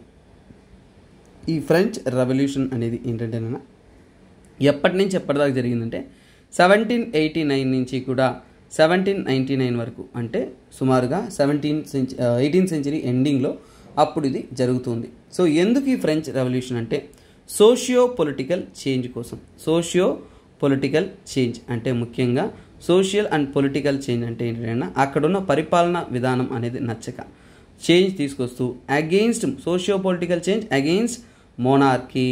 సో మోనార్కీ అంటే రాజుల యొక్క పరిపాలన, క్రూర పరిపాలన, వాటికి వ్యతిరేకంగా వారు తీసుకొచ్చిన ఒక పోరాటమే ఇది. సో వీరికి ఈ ఫ్రెంచ్ రెవల్యూషన్లో ముఖ్యంగా మనకి మెయిన్ సిద్ధాంతాలు అంటే ఓవర్త్రో మోనార్కీ. సో ముందు ఏంటంటేనన్నా ఓవర్త్రో మోనార్కీ అంటే ఆ యొక్క రాజుని మనం ఓవర్త్రో చేయాలి. సో ఇప్పుడు ఓవర్త్రో మోనార్కీ అన్నప్పుడు మనకి రాజు ఎవరో తెలియాలి కదా. రాజు వచ్చేసి కింగ్ లూయిస్. సో ఓవర్త్రో మోనార్కీ చేస్తున్న రాజు ఎవరంటే కింగ్ లూయిస్ 16. సో ఈ పేర్లన్నీ కూడా చాలా క్రూషియల్, గుర్తుపెట్టుకోండి. సో కింగ్ లూయిస్ 16ని ఓవర్త్రో చేయాలనేదే ముఖ్య ఉద్దేశం. తర్వాత ఏంటంటే వాళ్ళని ఓవర్త్రో చేసి ఎస్టాబ్లిష్ రిపబ్లిక్. సో ఇక్కడ ఏంటి, ప్రజా పరిపాలన అనేది స్థాపించుకోవాలనేది ముఖ్య ఉద్దేశం. తరువాత ఇందులో దారుణమైన ఇన్సిడెంట్ ఏంటంటే ఎగ్జిక్యూషన్స్ అంటే ఆ మోనార్కీకి సపోర్ట్ చేస్తున్న వారందరూ ముఖ్యంగా ఏంటంటే వారు యూజ్ చేసిన వెపన్ అంటే గిలటిన్ అంటారు. ఓకేనా, తలలు తెంచే మెషిన్ ఇది గిలటిన్. సో థౌజండ్స్ ఆఫ్ పీపుల్ అనేది ఏంటంటే ఈ యొక్క గిలటిన్ ద్వారా చంపడం అనేది జరిగింది. సో ఈవెన్ కింగ్ లూయిస్ 16ని కూడా. సో అంత దారుణమైన ఇన్సిడెంట్స్ అంతా జరిగింది. సో ఇది ఫ్రెంచ్ రెవల్యూషన్. ఇప్పుడు మీకు బాస్టిలే అంటే తెలుసు, ఫ్రెంచ్ రెవల్యూషన్ అంటే తెలుసు. ఇప్పుడు రెండింటిని కనెక్ట్ చేయాలి. కనెక్ట్ చేయడం ఎలాగంటేనన్నా ఈ యొక్క మొనార్కీకి సింబల్ బాస్టిలే అని అందరికీ అర్థమైపోయింది. సో ఈ బాస్టిలే ఏం జరిగింది అనేదే మనకి గుర్తుండాలి. ఓకేనా, ఈ బాస్టిలే ఏం జరిగింది అనేది అర్థమైందంటే మీకు సబ్జెక్ట్ ఈజీ అయిపోతుంది. సో ఇక్కడ చూడండి, ఈ ఫ్రెంచ్ రెవల్యూషన్ ప్రారంభంలో ఉంటున్నప్పుడు చాలా వరకు చూడండి ఈ బాస్టిలే అనేది హార్ట్ ఆఫ్ ప్యారిస్. నేను చెప్పాను ఫ్రాన్స్ యొక్క క్యాపిటల్ అనేది ప్యారిస్ అని. సో హార్ట్ ఆఫ్ ప్యారిస్ అంటే ఈ యొక్క ప్యారిస్ ఏదైతే క్యాపిటల్ సిటీ ఉందో దాంట్లో మెయిన్ హార్ట్ అంటే బాస్టిలే అంటే మెయిన్ కోర్ పొజిషన్లో ఉంటుంది అనమాట. సో ఈ కింగ్ లూయిస్ నచ్చట్లేదు ప్రజలకి, తిరుగుబాటు చేయాలి. అలాగే నేనేం చెప్పాను, పొలిటికల్ ప్రిజనర్స్ అన్నాను. పొలిటికల్ ప్రిజనర్స్ అంటే ఏంటంటే దేశ పరిపాలన తప్పుగా ఉంది అని వ్యతిరేకంగా మాట్లాడిన ప్రెస్సు, ఇంపార్టెంట్ పర్సన్, ప్రముఖులు అందరినీ కూడా ఏం చేశారు, అరెస్ట్ చేసి ఈ ప్రిజన్లో ఉంచారు. సో అంటే ఏంటి, అక్కడున్న ప్రజలందరూ కూడా ప్రజాస్వామ్యాన్ని కోరుకుంటున్న వారందరూ కూడా సో అందరూ కూడా పోరాటాలు అనేది చేశారు. ఎక్కడ పోరాటాలు చేశారు, దే ప్రొటెస్టెడ్. ఈ బాస్టిలే దగ్గర ప్రొటెస్టర్స్ అంతా కూడా ఒకటయ్యారు. ప్రొటెస్టర్స్ అంతా కూడా అసెంబుల్ అయ్యి సో ప్రొటెస్ట్ అనేది చేశారు. సో అంటే వారంతా కూడా ఈ యొక్క రిలీజ్ చేయమని చెప్పారు. ఓకేనా, సరెండర్ అయిపోండి, రిలీజ్ చేయండి మొత్తం. ఓకేనా, సో ఇక్కడ ఉంటున్న ఆ యొక్క ఫర్ ఎగ్జాంపుల్ ఏంటి, ఆ ఫోర్ట్రెస్ని కంట్రోల్ చేసిన గవర్నర్ని మీరు సరెండర్ అయిపోండి, అక్కడ పొలిటికల్ ప్రిజనర్స్ని వదిలేయండి, మేమంతా కూడా మాకు న్యాయం జరగాలి అని పోరాటం అనేది ఇక్కడ చేస్తున్నాం, రిలీజ్ చేయమని చెప్తారు. కానీ ఇక్కడ ఏంటంటే అతను ఒప్పుకోడు అనమాట. సో ఇక్కడ దారుణమైన ఇంటెన్స్ ఫైటింగ్ స్టార్ట్ అయిపోతుంది. సో ఒకవైపు ప్రజాస్వామ్యం కోరుకుంటున్న ప్రజలు ఒకవైపు, అలాగే రాజు పరిపాలనలో ఒక దారుణమైన క్రూర పరిపాలనకు సపోర్ట్ చేస్తున్న గ్రూప్ ఒకవైపు. వీళ్ళిద్దరు ఇదేంటంటేనన్నా ఇది ఒక సింబల్ ఆఫ్ ఫ్రెంచ్ రెవల్యూషన్. అలాగే ఏంటంటే ఈ ఫ్రెంచ్ రెవల్యూషన్ గెలుపుకి ఇదే ప్రారంభం అంటారు. ఎందుకంటే ఇక్కడ ఏంటంటే ఫాల్ ఆఫ్ బాస్టిలే అంటే ఈ బాస్టిలే కోట అనేది కూలిపోతుంది. అంటే కూలిపోవడం కిందపడిపోవడం కాదు, అంటే ఆ మోనార్కీ నుంచి దక్కించుకుంటారు, ప్రజలు దక్కించుకుంటారు. తర్వాత అక్కడ ఉన్న ప్రిజనర్స్ అందరిని రిలీజ్ చేస్తారు, పొలిటికల్ ప్రిజనర్స్ అంతా రిలీజ్ చేస్తారు. ఈ ఫాల్ ఆఫ్ బాస్టిలే ఎప్పుడు జరిగిందంటే July 14. ఎప్పుడు జరిగింది మనకి, July 14లో జరిగిందనమాట. July 14లో జరిగిందంటే అప్పటితో ఏంటంటేనా ఇంటెన్స్ వైలెన్స్, తిరుగుబాట్లు అంతా కూడా జరిగింది. కానీ ఈ డే అనేది మార్క్ చేసుకోవాలి. ఎందుకంటే ఈ డే అనేది ఒక రకంగా ఏంటంటేనన్నా ఫ్యూడలిజానికి వ్యతిరేకంగా ఒక గెలుపు. ఓకేనా, సో అలాగే ఏంటంటే ప్రజలకు ఒక స్వతంత్రం అనే ఒక సింబల్ని ఇక్కడ ప్రజలందరికీ తెలిసింది. అంటే సో విన్ ఓవర్ మొనార్కీ అంటే మోనార్కీకి ఎగెయిన్స్ట్గా, రాజు పరిపాలన వాటికి ఎగెయిన్స్ట్గా ఇది గెలుపుగా అనేది కన్సిడర్ చేస్తున్నారు. సో అలాగే రైట్స్ ఆఫ్ ప్రజల యొక్క రైట్స్ ఆఫ్ సిటిజన్స్, సామాన్యుల యొక్క హక్కులు ఇవ్వబడింది ఈరోజే అనేది అందరూ కూడా గర్వంగా అనేది చెప్తున్నారు. తర్వాత ఫ్రెంచ్ రెవల్యూషన్ అంటేనే కొన్ని ముఖ్యమైన పదాలు, అంటే ఫ్రెంచ్ రెవల్యూషన్ యొక్క ప్రిన్సిపల్స్ అంతా కూడా ఇక్కడి నుంచే ప్రారంభమై స్ప్రెడ్ అవ్వడం స్టార్ట్ అయింది. అదే ముఖ్యమైన ప్రిన్సిపల్స్ లిబర్టీ. ఓకేనా, సో ప్రపంచానికే ఈ పదాలని చాలా బాగా పరిచయం చేశారు ఫ్రెంచ్ రెవల్యూషన్ ద్వారా. అందుకే లిబర్టీ, ఈక్వాలిటీ, ఫ్రెటర్నిటీ అనే అద్భుతమైన పదాలు అనేది కూడా వారి ద్వారా అనేది వారు స్ప్రెడ్ అనేది చేశారు. సో ఇంతటితో ఏంటంటేనన్నా కొత్త ఫ్రెంచ్ రిపబ్లిక్ అనేది ఫామ్ అవ్వడానికి నాంది పలికింది ఈ బాస్టిలే ప్రిజన్ ఇన్సిడెంట్. ఈ ఇన్సిడెంట్ జరగడం వల్ల, ఈ ఇన్సిడెంట్స్ అందరికీ తెలియడం వల్ల తర్వాత ఏంటంటేనన్నా ఆ యొక్క ఫ్రెంచ్ గవర్నమెంట్ అనేది ఏమనుకుందంటే ఇక్కడ డిసైడ్ అయ్యారు. సో ఓకే, మనము ఈ యొక్క బాస్టిలే డేగా మనం కండక్ట్ చేస్తాం, దీన్నే మనం నేషనల్ డేగా ఫిక్స్ చేస్తాం అని ఎప్పుడు అనుకున్నారంటే 1880. ఓకేనా, 1880లో. సో జూలై, ఓకేనా, జూలై 14 ఎవ్రీ ఇయర్, ప్రతి సంవత్సరం కూడా ఎవ్రీ ఇయర్ అనేది వారు ఖచ్చితంగా నేషనల్ డేగా, ఫ్రెంచ్ నేషనల్ డేగా, సో అర్థమైందనన్నా ఫ్రెంచ్ నేషనల్ డేగా సెలబ్రేట్ చేస్తున్నారు అని చెప్పారనమాట. సో ఆ ఫ్రెంచ్ పర్సన్ ఇంత అద్భుతంగా అనేది నాకు ఎక్స్ప్లెయిన్ చేశాడు. సో ఇప్పుడు నాకు క్లియర్గా అర్థమైంది ఫ్రెంచ్కి ఎందుకు స్వతంత్రం వచ్చింది, ఎందుకు పోరాడారు, ఫ్రెంచ్ రెవల్యూషన్ యొక్క ప్రారంభం అనేది కూడా మనకి అర్థమైంది. కొన్ని విషయాలు అలా ఆ నేటివిటీతో వాళ్ళ ద్వారా తెలుసుకుంటేనే అద్భుతంగా అనేది ఉంటుందన్నమాట. So hope you are clear with this content. నన్ను ఇక్కడ కూడా చెప్పుంటారు చూడండి, లిబర్టీ, ఈక్వాలిటీ, ఫ్రెటర్నిటీ అనే సిద్ధాంతాలు ప్రపంచానికి పరిచయం చేస్తూ ఒక అద్భుతమైన మార్పుకి నాంది పలికిన ఒక రెవల్యూషనే ఫ్రెంచ్ రెవల్యూషన్. సరే, అలా ఫ్రెంచ్ పర్సన్కి బాయ్ చెప్తే ఫ్రెంచ్ పర్సన్ ఏం చెప్పారు అంటే మీకంతా కూడా అంట ఆప్షనల్స్ అనేది ELTX క్లాసెస్లో ఉన్నాయంట. PSIR, sociology, anthropology, public administration, Telugu literature లాంటి అద్భుతమైన ఆప్షన్లు అందిస్తున్నారు. ఎవరైతే UPSC ప్రిపేర్ అవుతున్నారో వాళ్ళందరినీ కూడా మీకు నచ్చిన ఆప్షన్లు జస్ట్ 30,000 పే చేసి మీరు తీసుకోవచ్చు అనే అవకాశాన్ని కూడా చెప్పేసి వెళ్ళారనమాట. సో ఇవన్నీ కూడా మీకు లైఫ్ టైం వ్యాలిడిటీ ఉంటుంది. అలాగే 5,000 నెలసరి EMI కట్టుకొని కూడా మీరు పొందే అవకాశం అనేది ఉంటుందని చెప్పారు.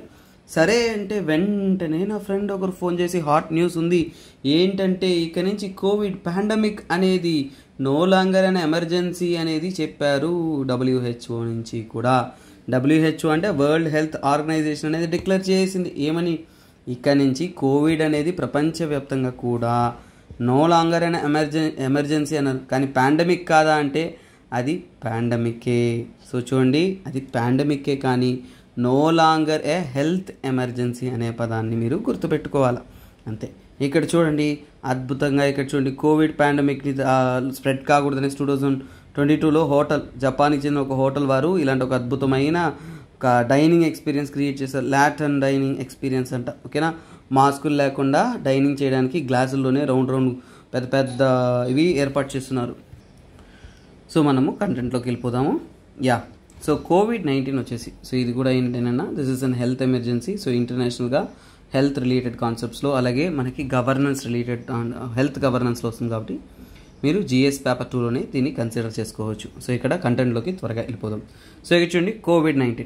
ఓకేనా, కోవిడ్-19 ఏంటంటేనన్నా అది no longer health emergency, world wide అనేది ఎమర్జెన్సీ కాదని చెప్పారు. కానీ ఒకటి మీరు అర్థం చేసుకోవాలి, ఇది పాండమిక్ కాదంటే పాండమిక్ మాత్రం మార్చలేం. ప్రపంచవ్యాప్తంగా ఇది స్ప్రెడ్ అయిన ఒక డిసీజ్ని మనం పాండమిక్ అంటాం. హెల్త్ ఎమర్జెన్సీ మాత్రం ఏంటంటే అది WHO తరపు నుంచి కూడా అనౌన్స్ చేస్తారనమాట. సో వారు ఏంటంటేనన్నా సో ఏమని అనౌన్స్ చేస్తారు అంటే ఎప్పుడు ఫస్ట్ దీన్ని అనౌన్స్ చేశారు అంటే చూడండి జనవరి 2020 నాడు ప్రపంచవ్యాప్తంగా కూడా సో ఇది స్ప్రెడ్ అవుతుంది కాబట్టి సో ఈ యొక్క డిసీజ్ని ఏంటంటే పబ్లిక్ హెల్త్, సో ఏమంటారంటే పబ్లిక్ హెల్త్ ఎమర్జెన్సీ ఓకేనా, public health emergency of international concern. So public health emergency of international concern అంటే ప్రపంచవ్యాప్తంగా కూడా ఇది విపరీతంగా స్ప్రెడ్ అవుతూ ఉంది, వీటిని మనం జాగ్రత్తగా కర్టైల్ చేయాలి, అడ్డుకోవాలి అనేది చెప్పారు. సో ఇక్కడ చూడండి పబ్లిక్ హెల్త్ ఎమర్జెన్సీ అనేది అనౌన్స్ చేశారు కదా, ఇది ఎప్పుడు అనౌన్స్ చేశారంటే దీన్ని పాండమిక్గా అనౌన్స్ చేయడానికి ముందు గుర్తుపెట్టుకోండి, బిఫోర్ పాండమిక్ అంటే ఈ అనౌన్స్మెంట్ అనేది ఓకేనా, PHIEC అంటారు ఓకేనా, PHEIC అంటారు. ఈ అనౌన్స్మెంట్ చేసిన తర్వాతనే బిఫోర్ పాండమిక్ అంటే ఈ యొక్క జబ్బుని పాండమిక్గా అనౌన్స్ చేయడానికి ముందు WHO ఫస్ట్ ఎమర్జెన్సీగా అనేది అనౌన్స్ చేసింది అనేది ఒక పాయింట్ ఓకేనా. సో ఎందుకంటే దీని ద్వారా ఏంటంటే ప్రపంచ దేశాలందరూ కూడా ప్రపంచ దేశ ప్రజలందరినీ కూడా సంరక్షించడానికి కలిసికట్టుగా వర్క్ చేయాలి అనే దాన్ని వీళ్ళు తెలిపారు. ఫస్ట్ ఎమర్జెన్సీగా చెప్తారు, తర్వాత పాండమిక్గానే చెప్తారు. సో కాకపోతే చూడండి ఈ రోజుకి కూడా ఇది పాండమికే.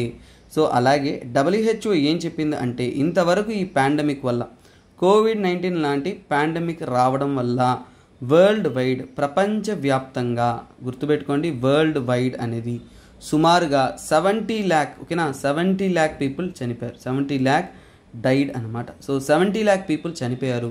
అంత దారుణమైన క్రూరమైన ఒక ఇన్సిడెంట్ అనేది చెప్తున్నారు. సో అలాగే ఎప్పుడు దీన్ని మనము PHIE, ఓకేనా, PHEIC అంటే ఒక ఎమర్జెన్సీగా ఎందుకు చెప్తారు అంటే ఫస్ట్ ఆఫ్ ఆల్ ఏంటంటేనన్నా ఇది చూడండి ఒక ఎక్స్ట్రాడినరీ ఈవెంట్.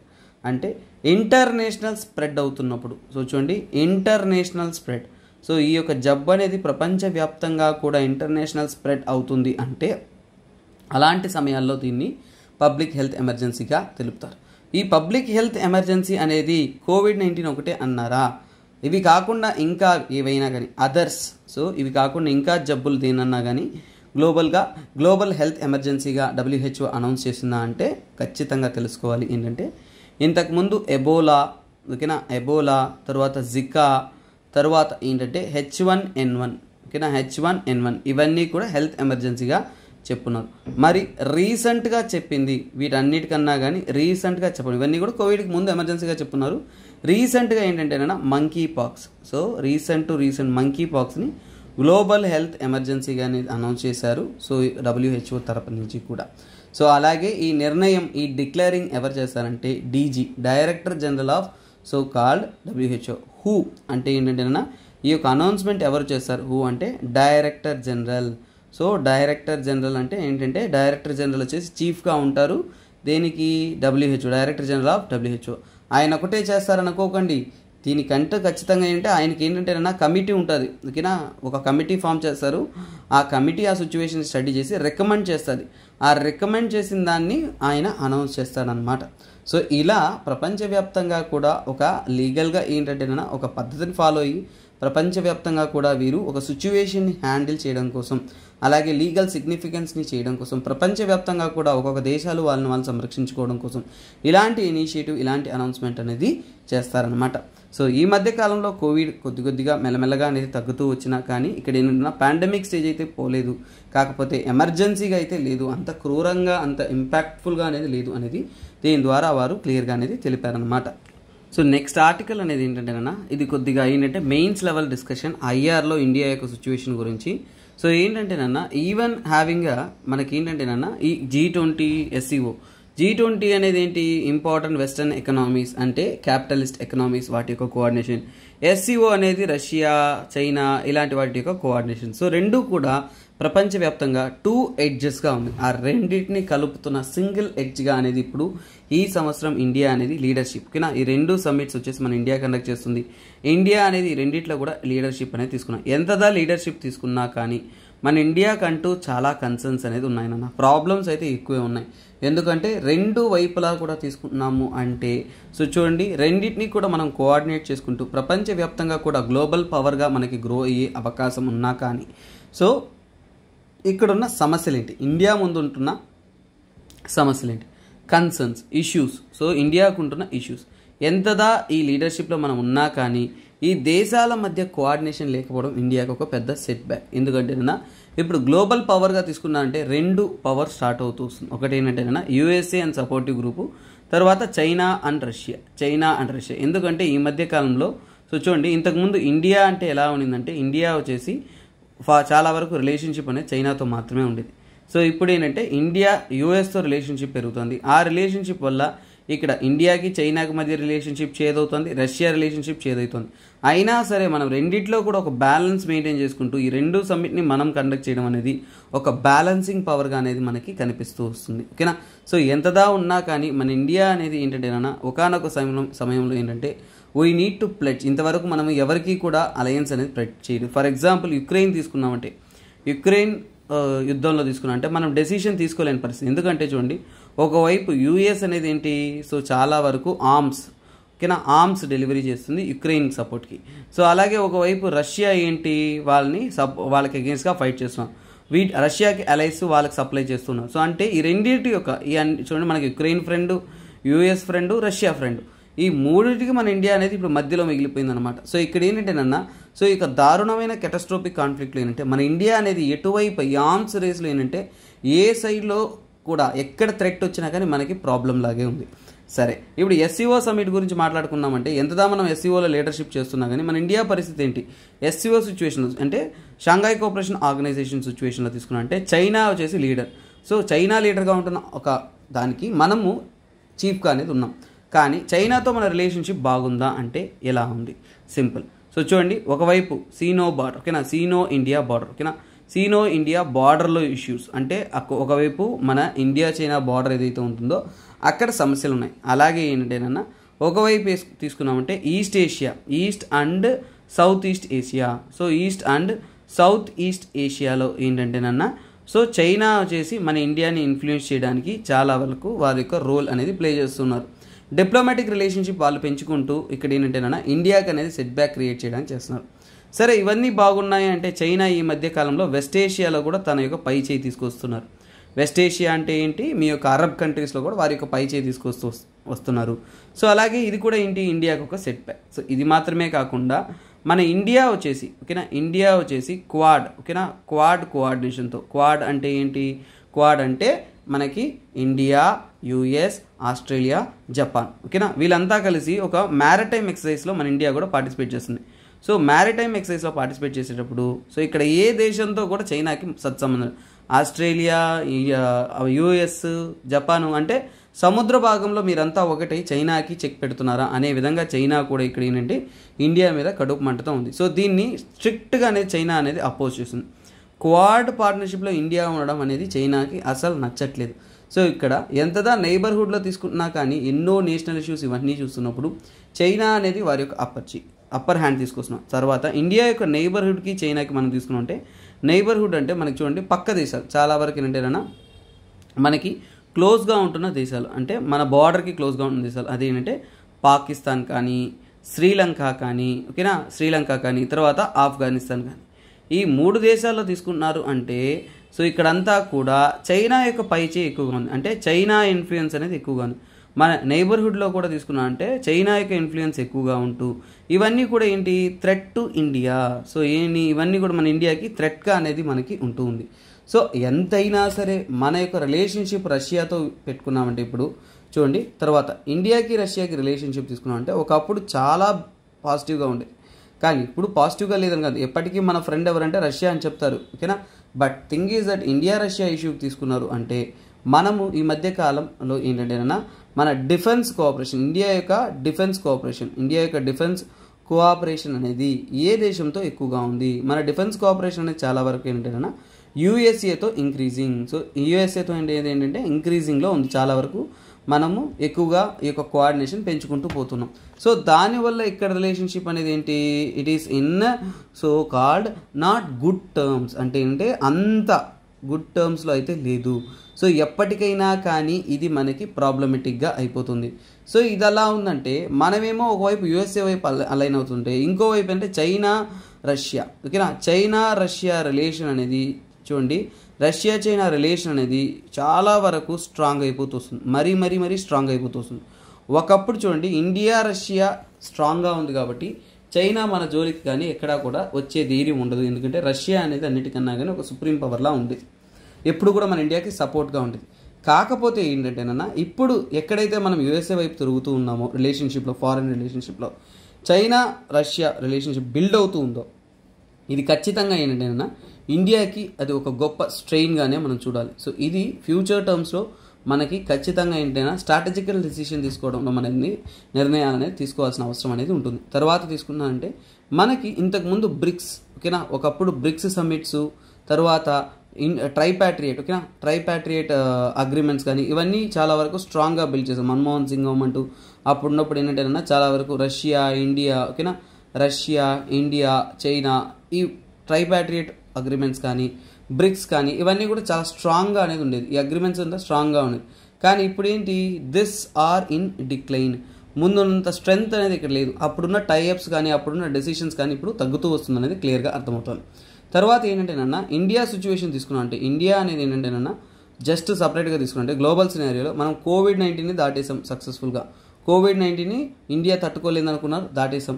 తర్వాత కోవిడ్-19 తర్వాత ఎకనామిక్ క్రైసిస్ వచ్చింది, ఓకేనా, ఎకనామిక్ క్రైసిస్ వచ్చింది. సో దాన్ని కూడా ఏంటంటే ప్రపంచ దేశాలన్నీ కూడా ఎన్నో సఫర్ అయినా కానీ ఇండియాకి 2 విషయాల్లో మినిమం, ఓకేనా, మినిమం డ్యామేజే జరిగింది. అంటే మనం ఎలాగోలా వీటిని దాటుకొని సక్సెస్ఫుల్గా అనేది వచ్చేసామనేది మనకు తెలుస్తాను. అలాగే ఏంటంటేనన్నా మన ఇండియాకు వచ్చేసి గ్లోబల్ పాలిటిక్స్లో ఏంటంటే ఇప్పుడు 2 వైపులా, ఒకవైపు క్యాపిటలిస్ట్, ఒకవైపు కమ్యూనిస్ట్ గ్రూప్స్ ఏవైతే ఉన్నాయో వాటి రెండింటిని కూడా కలుపుకొని పోయే శక్తి మనకే ఉంది. కాబట్టి గ్లోబల్ పాలిటిక్స్లో ఇండియాకు వచ్చేసి ఇంపార్టెంట్ రోల్ అనేది ఉంది. చాలా చాలా ప్రముఖమైన రోల్ అనేది ఇండియా కోసం వెయిట్ చేస్తూ ఉంటుంది.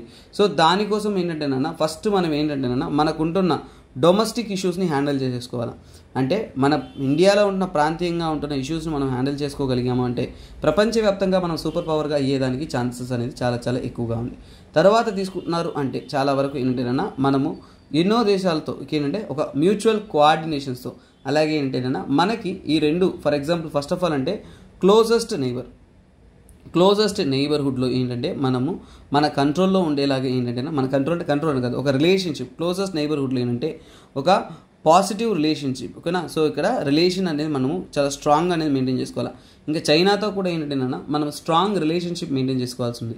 సో అలాగే మన ఇండియా అంటేనే డైలాగ్ అండ్ డిప్లొమసీ.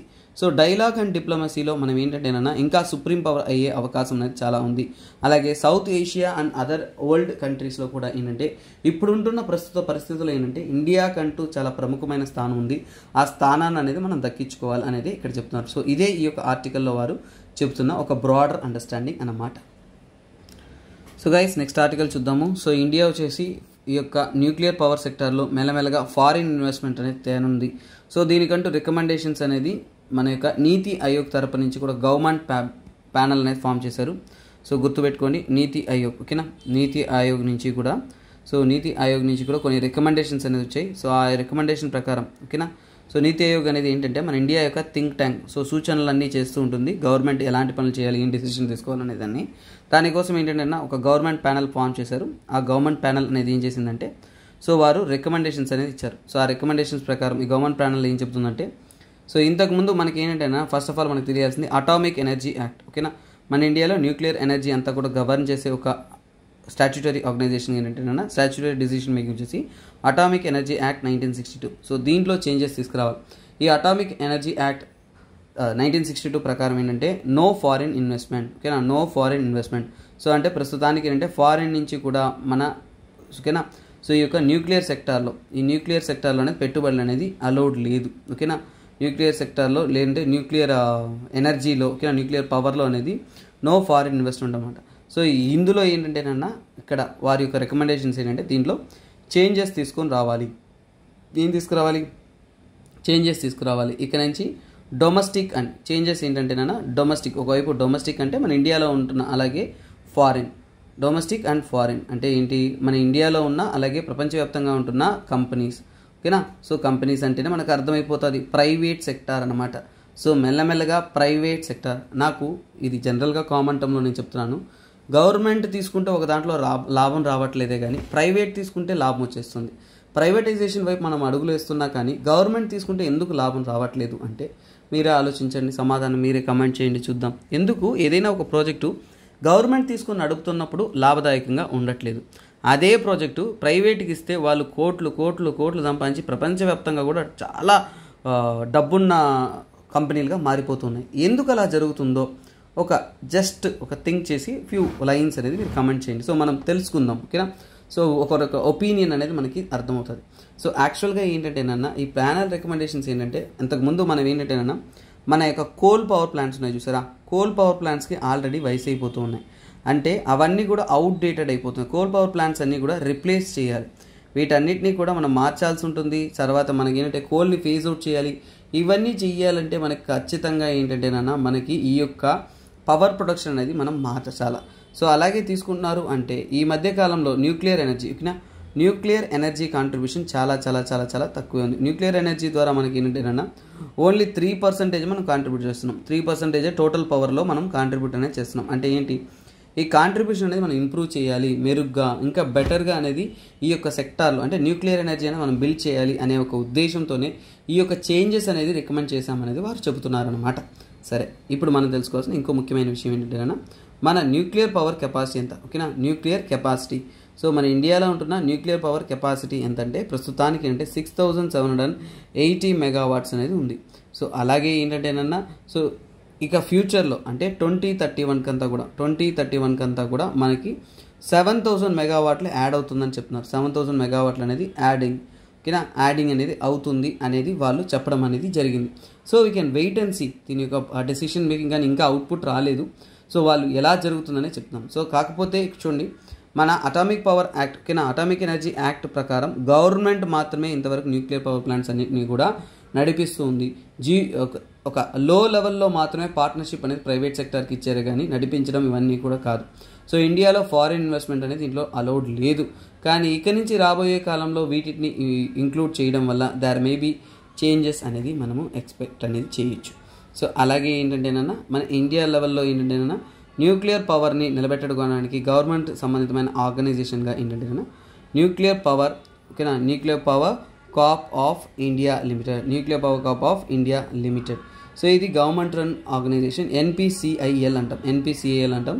వీరు ఏంటంటేనన్నా న్యూక్లియర్ పవర్ ఇవన్నీ కూడా ఆర్గనైజేషన్గా పవర్ జనరేషన్గా ఇండియాకు ఉన్నారు. వీరితో పాటు, ఓకేనా, NPCILతో పాటు ఇంకొక ఆర్గనైజేషన్ కూడా ఉంది. దాన్ని ఏమంటారంటే భారతీయ, అంటే గవర్నమెంట్ ఎంటిటీస్, భారతీయ నభికియా, ఓకేనా, భారతీయ నభికియా విద్యుత్ లిమిటెడ్, నభికియా విద్యుత్ నిగమ్.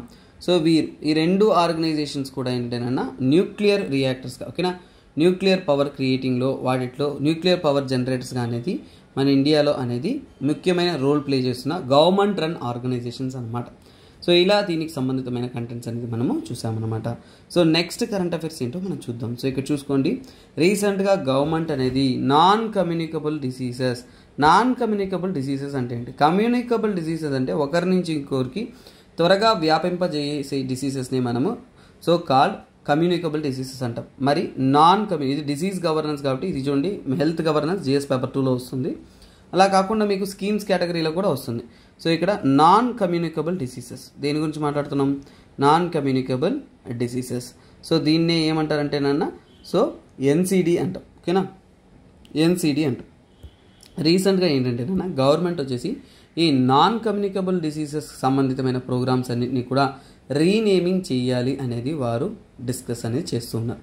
సో తర్వాత ఇక్కడ ఏంటంటేనన్నా మనం తెలుసుకోవాల్సిన ఇంకో ముఖ్యమైన విషయం అంటే ఇది ఎవరి యొక్క రికమెండేషన్ అంటే ministry of health and family welfare. So మన ఇండియాలో ministry of health and family welfare తరపు నుంచే ఈ యొక్క రికమెండేషన్స్ అనేది చేశారు అన్నమాట. సో అదేంటో మనం చూద్దాం. సో అక్కడ వాళ్ళు ఏం చేంజ్ చేశారు అనేది ఇక్కడే వాళ్ళు నీట్గా ఇచ్చినారు. సో ఇక్కడ చూద్దాం. సో ఇక్కడ చూడండి, మన ministry of health family welfare తరపు నుంచి కూడా NPCDS అనేది యాక్చువల్గా ఏంటంటే ఒక ప్రోగ్రామ్. ఆ ప్రోగ్రామ్ ఏంటో ఇక్కడ చూద్దాం. చూడండి, national programme for prevention and control of cancer, diabetes, cardiovascular diseases and stroke. So ఇక్కడ చూడండి, ఇంత పెద్ద పేరు కఠినంగా ఉంది, సింపుల్గా మార్చుకుందాం అనేసి పేరు మార్చారేమో. సో చూడండి, ఇక్కడ ఏంటంటేనన్నా మనకు అర్థం చేసుకోవాలి, ఈ క్యాన్సర్ కానీ డయాబెటీస్ కానీ కార్డియోవాస్కులర్ డిసీజెస్ కానీ వీటినే మనం ఏమంటాము, స్ట్రోక్ కానీ వీటినే నాన్ కమ్యూనికబుల్ డిసీజ్గా మనం చెప్తామన్నమాట. సో ఇక్కడ ఇంకా చెప్పాలి అంటే ఫర్ ఎగ్జాంపుల్ కొన్నిసార్లు ఫ్యాట్ లివర్ డిసీజ్ కానీ క్రోనిక్ కిడ్నీ డిసీజెస్ కానీ ఇవన్నీ కూడా అందులో ఇంక్లూడ్ అయ్యి ఉంటుంది అనమాట నాన్ కమ్యూనికబుల్ డిసీజ్లో. ఇప్పుడు కొత్త పేరు ఈ యొక్క నాన్ కమ్యూనికబుల్ డిసీజెస్ అన్నిటి కూడా ఈ ప్రోగ్రామ్ ఏదైతే ఉంటుందో దాని అన్నింటినీ కలిపేసి సింపుల్గా రావాలి అనే దానికోసం NPNCD అంటే ఏంటంటే national programme for prevention and control of non communicable diseases అన్నింటినీ కలిపి జనరల్గా నాన్ కమ్యూనికబుల్ డిసీజెస్ అని చెప్తాం కాబట్టి వాళ్ళు డైరెక్ట్గా అదే పేరు మార్చేశారనమాట. So national programme for prevention of NCD non communicable diseases ఇలా సింపుల్గానే పేరు మార్చారు. అంతకుముందు చాలా కాంప్లెక్స్ పేరు ఉండేది, దాన్ని పేరు మార్చారు. అలాగే మినిస్ట్రీ ఆఫ్ ఫ్యామిలీ హెల్త్ వేర్ తరపు నుంచి కూడా ఇంకొక రికమెండేషన్ కూడా చేశారు. ఏంటంటేనన్నా అంతకుముందు ఒక పోర్టల్ ఉండేది, ఓకేనా. సో ఒక పోర్టల్ అంటే ఫర్ ఎగ్జాంపుల్ ఒక సాఫ్ట్వేర్ అనేది ఉండేది. సో ఆ సాఫ్ట్వేర్ను కూడా పేరు మార్చారు. అదేంటంటేనన్నా comprehensive primary health care for non communicable diseases. So ఇది ఒక సాఫ్ట్వేర్ అనేది రన్ చేశారు, ఒక పోర్టల్ లాగా. సో దీన్ని కూడా ఏంటంటేనన్నా ఇక్కడ నుంచి ఏంటంటేనన్నా ఈ ప్రోగ్రామ్ని కూడా మార్చేసి నేషనల్ NCD పోర్టల్ చాలా సింపుల్గా. ఎందుకంటే మనము ఎగ్జామ్ టైంలో ఏంటంటే ఒక కొత్త స్కీమ్ వచ్చిందంటే వెంటనే పేరు మార్పిడి చేసిందని మనం కొత్త స్కీమ్గా ఊహించుకొని వేరే పాయింట్స్ చదవడం స్టార్ట్ చేస్తాం. అందుకనే గుర్తుపెట్టుకోండి, జస్ట్ నేమ్ చేంజ్ మాత్రమే చేశారు మినిస్ట్రీ ఆఫ్ హెల్త్. సో అందుకే ఇక నుంచి NCD సంబంధితమైన సో కొత్త స్కీమ్ కానీ కొత్త ప్రోగ్రామ్ తీసుకున్నా అంటే ఇదే మీరు గుర్తుపెట్టుకోవాలి. ప్రోగ్రామ్ విషయంలో తీసుకున్నారు అంటే ఒక ప్రోగ్రామ్ అంటే స్కీమ్, అది ఏంటంటేనన్నా NP, national programme for non communicable diseases, very simple. ఓకేనా. అలాగే పోర్టల్, సో వాళ్ళు పోర్టల్ కూడా కొత్త పోర్టల్గా ఫామ్ చేశారు. సో ఇక్కడ చూడొచ్చు నేషనల్ ఎన్సిడి పోర్టల్. సో అంటే ఏంటి, నేషనల్ ఎన్సిడి. సో ఇంతకుముందు ఉన్నటువంటి విధంగా కఠినమైన పేర్లు గుర్తుపెట్టుకునే పని లేదు, వెరీ సింపుల్గా డీటెయిల్గా గుర్తుపెట్టుకుంటే సరిపోతుంది అనమాట. సో అలాగే గైస్ ఈ రోజు యొక్క ఇంకో ఇంపార్టెంట్ అనౌన్స్మెంట్ ఏంటంటేనన్నా, సో ఎంసీక్యూలోకి వెళ్ళడానికి ముందు సో ఇక్కడ చూడండి మన తరపు నుంచి కూడా సో కరెంట్ అఫైర్స్ అనేది హిందూ అనేది నేను మీకు అద్భుతంగా అనలైజ్ చేస్తున్నాను. కానీ హిందూ సరిపోదు, మీకు Indian express, down to earth, PAB, Yojana, Kurukshetra ఇలాంటి మల్టిపుల్ సోర్సెస్ నుంచి కూడా మీరు కరెంట్ అఫైర్స్ చదవాల్సిన అవసరం అనేది ఉంటుంది. కాబట్టి సో మీకు అన్నీ కవర్ చేసే విధంగా మన తరపు నుంచి బ్లాక్ బస్టర్ కరెంట్ అఫైర్స్ అనేది లైఫ్ టైం వ్యాలిడిటీతో అనేది అందిస్తున్నాం. మీరు 5000 కట్టుకొని ఈ యొక్క కరెంట్ అఫైర్స్ అనేది మీరు పొందొచ్చు అనమాట. సో ఇక్కడ చూడొచ్చు. ఇంకేమన్నా డౌట్స్ ఉన్నాయంటే కాంటాక్ట్ నెంబర్ని కాంటాక్ట్ అవ్వచ్చు అండి, తగినటువంటి ఇన్ఫర్మేషన్ అనేది మీకు అందిస్తారనమాట. అలాగే చూడండి ఇక్కడ యూపీఎస్సీ జాగ్రఫీ అనేది నేనే పర్సనల్గా అనేది తీస్తున్నాను. సో మే 8 నుంచి కూడా మీకు లైవ్ క్లాసెస్ అనేది స్టార్ట్ అవుతుంది. సో దాంట్లో జాయిన్ అవ్వాలి అనుకుంటున్న వారు జాయిన్ అవ్వచ్చు. సో లైవ్ క్లాస్ వినాలి అనుకున్న వారికి 7.5K 7,500 రూపీస్ కాస్ట్. అలాగే రికార్డెడ్ కావాలనుకున్న వారికి 5,000 రూపీస్. చాలా డీటెయిల్గా క్లియర్గా 2024లో యూపీఎస్సీ ప్రిలిమ్స్ మరియు మెయిన్స్ ఓరియంటెడ్గా చాలా డీటెయిల్గా కాంప్రహెన్సివ్గా తెలుగులోనే మీకు అర్థమయ్యే విధంగా మనము ఎక్స్ప్లెయిన్ అనేది చేస్తాము. ప్రతి ఒక్క కాన్సెప్ట్ కూడా మనం అద్భుతంగా అనేది అక్కడ మనం నేర్చుకుందాం. ఓకేనా. This is it guys. So ఈ రోజు యొక్క ఎంసీక్యూలోకి వెళ్ళిపోదాము. So let us get in to the question of the day. So ఇక్కడ చూడండి 2020లో నిన్న యాక్చువల్గా పూర్ణిమ. ఓకేనా. అంటే ఏంటంటే మనకి పూర్ణిమ అనేది సెలబ్రేట్ చేసుకున్నాము. సో ఫుల్ మనం ఇక్కడ చూడండి బుద్ధ పూర్ణిమ ఏమంటాం, దాన్ని బుద్ధ పూర్ణిమ అని కూడా అంటాం. బుద్ధ పూర్ణిమ అనేది సెలబ్రేట్ చేసుకున్నాం. అయితే హిందూలో దాని గురించి ఇవ్వలేదు, బట్ ఇండియన్ ఎక్స్ప్రెస్లో అనేది ఇచ్చారు. మన కరెంట్ అఫైర్స్ క్లాస్లో వాటిని అయితే కవర్ చేస్తాము. ఆ బుద్ధ పూర్ణిమ చేసుకున్న తర్వాత మనకు అర్థమవుతుంది. So something Buddhism related question ఉంటే బాగుంటుంది. అందుకే చూడండి 2020లో యూపీఎస్సీలో ఇలాంటి ఒక క్వశ్చన్ అనేది అడిగారు. సో దానికైనా ఆన్సర్ అనేది మీరు ఆన్సర్ చేయగలరు కమెంట్ సెక్షన్లో. ఓకే గైస్, పాస్ చేసుకుని కరెక్ట్ అయిన ఆన్సర్ అనేది మీరు కమెంట్ చేయండి. Will be interacting with you in next beautiful session of tomorrow. Bye bye, take care, have a nice day.